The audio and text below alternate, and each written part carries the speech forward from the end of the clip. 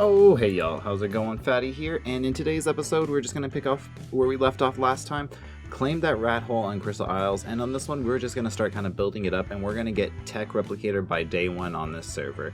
So after I cleared out this one with the Arthroplura, I threw down some chem benches as well as some fabricators, just to really be able to kind of get everything rocking and rolling that we needed to, just to get onto getting some raids. So after I get this down, also, just place any of the basics that you need in a base, get some smithies down, also get a couple vaults just rocking and rolling, just to really secure this rat hole up nice.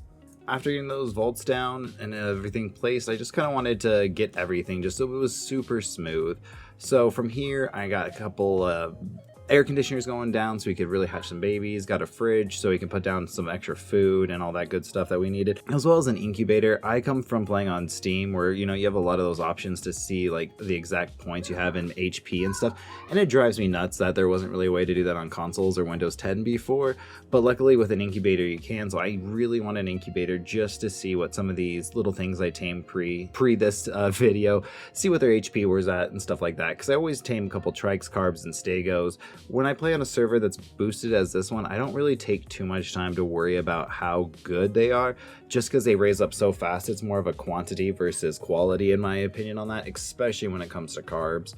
So it was just nice. So I throw some of these things down in the incubator just so we could hatch them up. Now none of them came out too good. I think the trikes were not the best, they were the worst. They came in at about 32 HP, which is kind of garbage actually. And then the carbs weren't nearly as bad as that. They were coming in at 38 HP, which I could live with. Carbs with that good. I had a decent saddle on it, and with this one, things are so boosted that, you put 1 point into crafting speed and you can almost get everything like the max that it was. So we were getting really ready for some raids.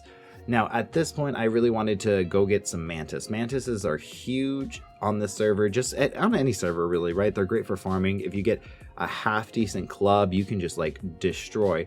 And as we were doing this guy came up and tried to get me when I was getting the woolly rhino horns. So I don't really understand fully what he was doing. I think he just wanted to come try to pick me, but he missed it at first. So when he came back around, he dismounted. And I think when he came back around, he was trying to net gun. So he net gunned me and then he fell. And I think he was panicking at this point because he didn't think I was going to be able to pick him. And he cryo-sicked his Giga right on top of me. Now, I don't really have any audio for this part because I was just listening to music. I wasn't really expecting to get into any PvP. But yeah, this guy, ooh, that's just kind of a rough one. Cryo-sicking a Giga. So he had his wyvern still on me, and I didn't really have much PvP gear. I wasn't really prepared to PvP. I just was trying to get that rat hole build up. My pike was a Zenith pike, so I was able to really kind of rock him just a little bit, but when he kept on coming around with his crystal wyvern, he was just breathing on me and kind of wrecking me. So I just I tried to bait him away, made him think that I was trying to leave, and then every chance I got, I would just kind of come up and just poke the Giga a little bit.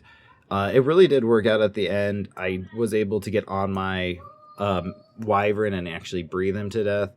And then at that point, I didn't really want to mess with him. He had that net gun. I didn't have anything really to counter that. And then if he got me on the wyvern, I was kind of screwed because I was already so hurt. So at this point, I just wanted to dip off because I really was going to go, like I said, really hard on two things. Getting tech generator, tech replicator, there we go, by day one, as well as I wanted to get some blueprint hunting. So this is how the blueprint hunting went. So I went to Crystal Isles, I went under the water, and I didn't really find a ton of great stuff while I was doing this. I did find two really good blueprints that I will kind of show here. So that first one was kind of generally what I was finding, just a bunch of junk saddles and random like riot gear and stuff, just things I didn't need. But this next drop is one of the best things that I've ever found on Crystal Isles while hunting. Now, I'm a huge mantis fan. That is like one of my favorite dinosaurs right now. And when I came up to this one, I found an amazing club. Now, like I said earlier in this video, crafting speed on this one is up. So that Mastercraft wooden club becomes a capped wooden club like instantly, and a really good mantis that's imprinted with a capped club is pretty much unstoppable.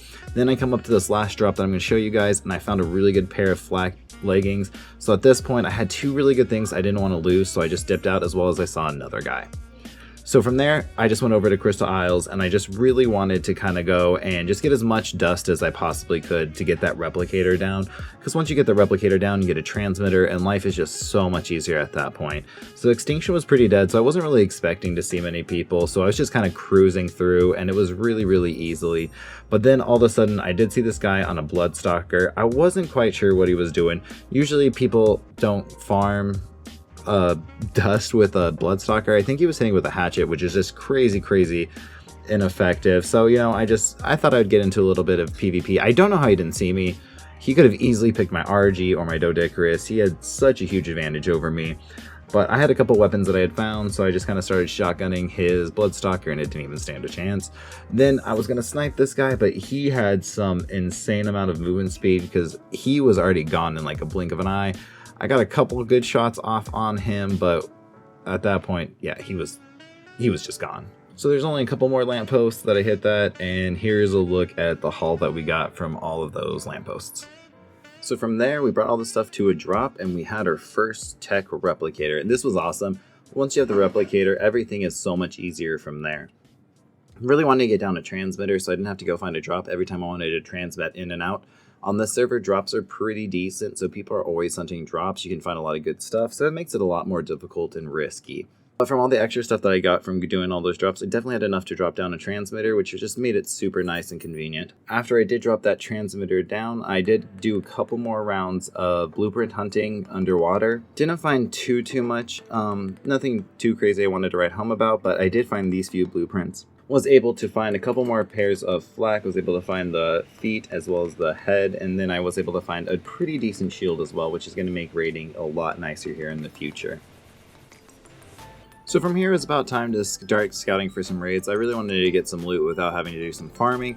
So I found this base, it only had a couple heavies. It was kind of in an interesting spot.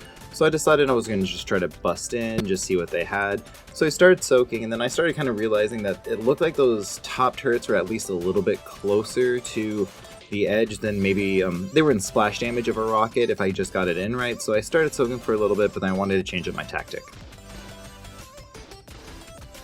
So from there, I just started shooting rockets, and I couldn't really quite tell if it was working. It looked like it was getting close enough. It was definitely getting shot by the turrets, but I was hoping that it was going to be enough that I was just going to drop something. Although there was some like invisible rocks or something there, because they kept on clipping on stuff randomly every once in a while. But as you see, I was able to drop a couple different things, so I just kind of kept on doing this as best as I could. Unlike that one, for some reason, just blew off my shoes. I didn't really understand why. But we just kind of kept going on this for a little bit. As you see, just keep dropping and dropping. Now, at one point, we needed to soak a little bit because I couldn't get down to any closer turrets. So I went back to the base to be able to do so. But when I went back, I totally forgot to press record and show actually getting inside of this base. So let me just tell you what I got from it. So once we kind of broke inside, I found absolutely nothing. There was really not much in there. I think they were using this as maybe like a transfer base or a base to maybe farm, because there is a pretty good metal farming spot just down below. I'm not quite sure. But thank you guys as always for watching. Don't forget to go check out our merch. It's down below. It's at ripdico.com. It is spoopy season. Grab one while spoopy season's still around, and I will catch you guys in the next episode. Peace.